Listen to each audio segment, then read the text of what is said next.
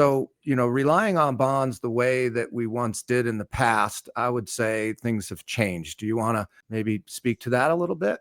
Yeah, I think, we're kind of in this new normal, and I feel like the 80s, definitely a different time when you could see high teens in terms of bond yields. That doesn't really exist anymore. And I don't necessarily think it will. I mean, if you think about the prevailing rates today, we were in like a zero interest rate policy for 15 years almost. And that has real, repercussions on how people generate income. So for years, your money market was generating zero, and bond yields were generating very, very low values. And so people were kind of forced into the equity markets, those blue chip stocks, really hunting for yield and dividend players. I feel like in the last few years, you've been able, despite the slight uptick in the Fed funds rate, you definitely have been able to generate yields in money markets now. You can get, 3.25 or 3.75 to kind of 4.5%, which is